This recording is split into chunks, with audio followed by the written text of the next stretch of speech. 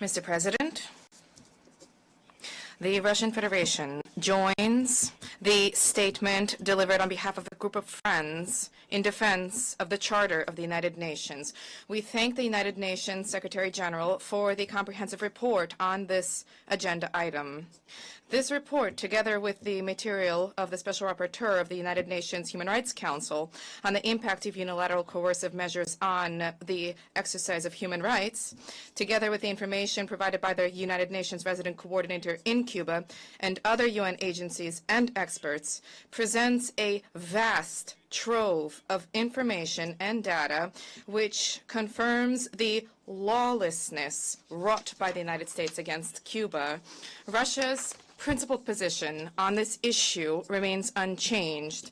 Together with the overwhelming majority of the members of the international community, we strongly advocate the immediate lifting of the illegal embargo imposed by the United States more than 62 years ago on Cuba.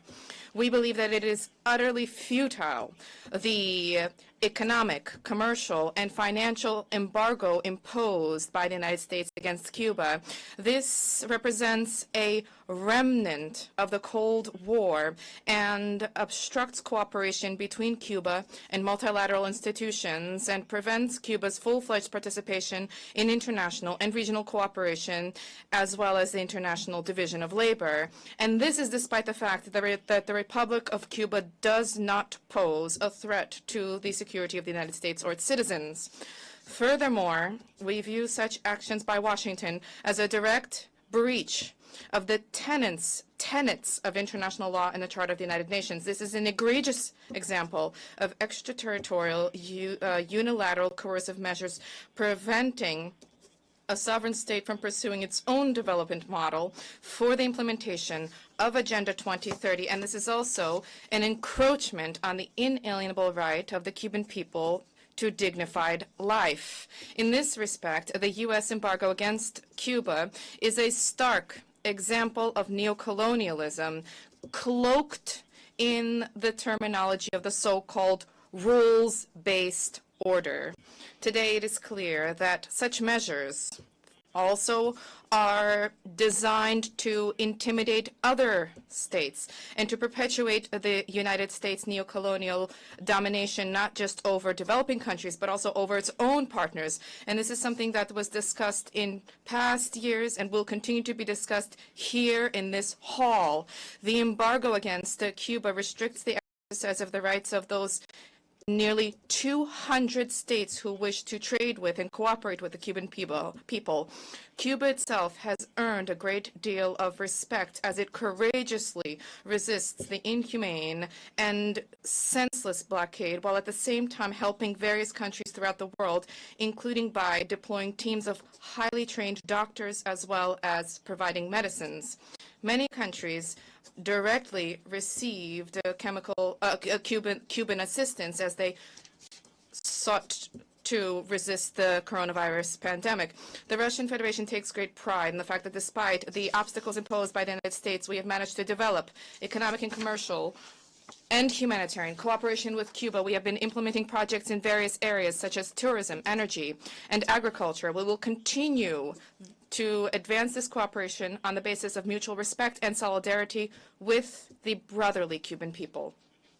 Mr. President, what speaks volumes is that not only the governments, but also societies in the majority of the states throughout the world, including dozens of NGOs within the United States itself and in other countries, whose voices the United States delegation itself so ardently champions at the UN, they vehemently oppose this nefarious practice of stifling the will of the Cuban people. This embargo is wreaking immense damage to the economy of that country, impeding the delivery by its government of large-scale socioeconomic reforms. Today, many have reiterated these staggering figures that the cumulative damage to the Cuban economy is assessed to be $1 $164 billion. This is a heavy burden which lies primarily on the shoulders of the people of the island, curbing opportunities to advance their legitimate interests and aspirations. Once again, we emphasize that the blockade affects ordinary people and their children. Their rights have been violated for decades. And at the same time, the U.S. delegations at the United Nations endlessly reiterate slogans about the U.S. government's alleged commitment to international obligations in the area of international law and human rights and in development assistance, as well as in the area of quote-unquote, the protection of the needs and interests of succeeding generations. Turning to the attempts by the U.S. to portray Cuba as a state sponsor of terrorism, these are completely and utterly delusional. This step by the government of the United States has nothing to do whatsoever with international efforts to counter terrorism or its sponsors. This is merely a reflection of the United States' politically motivated cynicism, the perpetuation of the unlawful, inhumane embargo against the island of freedom. Cuba has been conscientiously fulfilling its international obligations. It has been helping to find political solutions. It has been advocating for the maintenance of peace and security.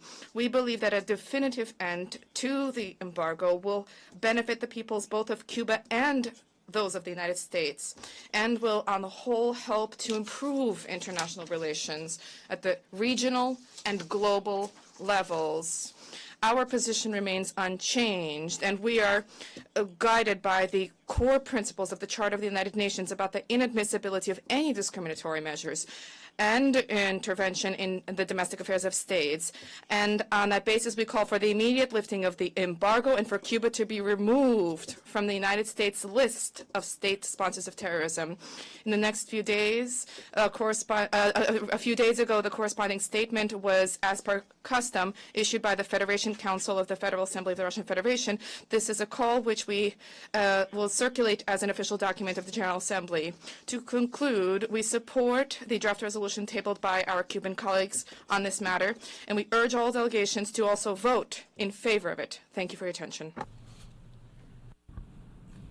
I thank the distinguished permanent representative.